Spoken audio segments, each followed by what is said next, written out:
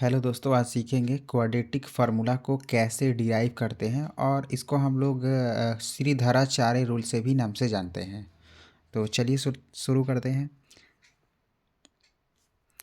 Quadratic equation का जो form होता है वो होता है, क्या होता है, a x square plus b x plus c is equal to zero.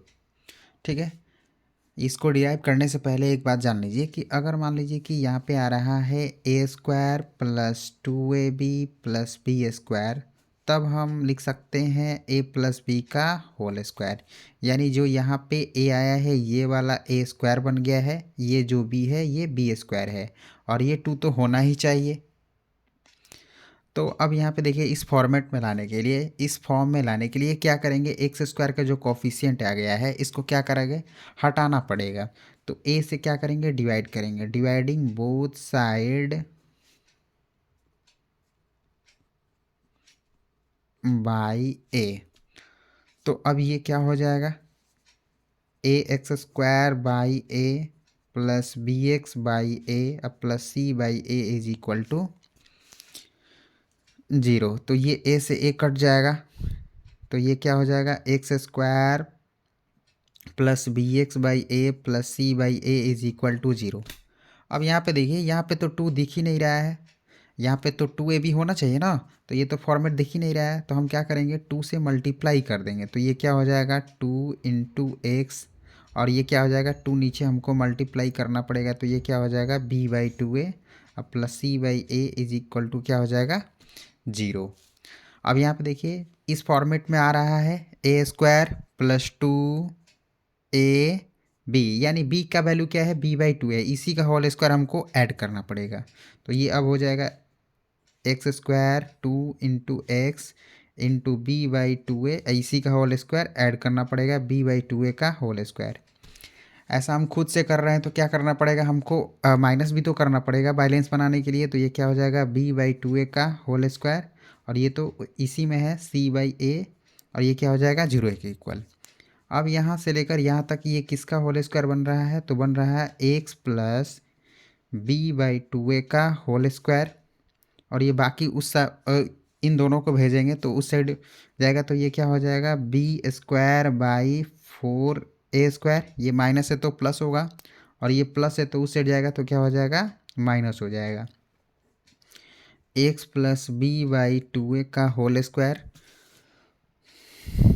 अब ये क्या बन गया, इसका हम एलसीएम लेंगे तो क्या हो जाएगा, फोर इंटू ए स्क्वायर, और ये वन टाइम्स में जाएगा तो ये क्या हो जाएगा, बी स्क्वायर, और ये हो जाएगा फोर ए टाइम्स में जाएगा तो ये सी से मल्टीप्लाई हो जाएगा तो क्या हो जाएगा, फोर ए सी, और ये जो पावर टू है ये उस साइड जाएगा तो क्या हो जाएगा, स्क्वायर रूट हो जाएगा। तो ये क्या हो जाएगा, x plus b by two a is equal to plus minus, ये हो जाएगा b square minus four a c by क्या हो जाएगा, फोर ए स्क्वायर। अब यहाँ पे देखिए, ये तो परफेक्ट स्क्वायर है नहीं, तो इसलिए क्या रहेगा, ये स्क्वायर रूट में ही रहेगा, B square minus four a सी, और ये फोर ए स्क्वायर क्या है, ये परफेक्ट स्क्वायर है, ये क्या है, परफेक्ट स्क्वायर है। फोर इंटू ए स्क्वायर का क्या हो जाएगा, ये टू ए हो जाएगा, ये हो जाएगा x plus b by two a. अब ये क्या करेंगे, ये जो plus b by two a आया है उसको क्या करेंगे, उस साइड सेंड कर देंगे, तो प्लस है तो उस साइड जाएगा तो क्या हो जाएगा, माइनस हो जाएगा, b by two a plus minus b square minus four a c by two a. तो ये एक्स का वैल्यू क्या हो जाएगा, minus b plus minus b square minus four a c by two a. और इसी को हम लोग किस नाम से जानते हैं, तो क्वाड्रेटिक फार्मूला के नाम से जानते हैं, इसी को बोलते हैं श्रीधराचार्य रूल। अब यहाँ पे देखिए, जो यहाँ पे आया है बी स्क्वायर, ये जो आया है ये स्क्वायर रूट के अंदर B square minus four a सी, इसी को किस नाम से जानते हैं, तो इसको बोलते हैं डिस्क्रिमिनेंट, इज नोन एज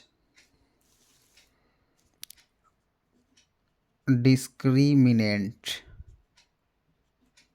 और इसको हम लोग डी से डिनोट करते हैं।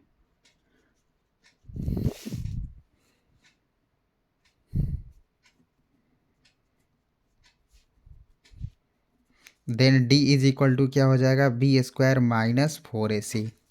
अब इसी पे डिपेंड करता है, डी पे यानी डिस्क्रिमिनेंट पे ही डिपेंड करता है कि ये जो इसका रूट होगा, क्वाड्रेटिक इक्वेशन का जो रूट होगा वो कैसा होना चाहिए, है ना।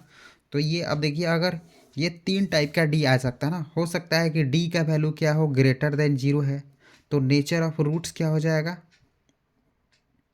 नेचर ऑफ रूट्स क्या होगा, अगर डी का वैल्यू ग्रेटर देन जीरो आ रहा है तो नेचर ऑफ रूट क्या होगा, क्वाड्रेटिक इक्वेशन में एक्स के दो वैल्यू आते हैं ना, तो उसका रूट, उसका नेचर क्या होना चाहिए। तो अगर डी का वैल्यू अगर जीरो से ग्रेटर आ रहा है तो क्या होगा, रियल एंड अनइक्वल, क्या होगा, रियल एंड अनइक्वल।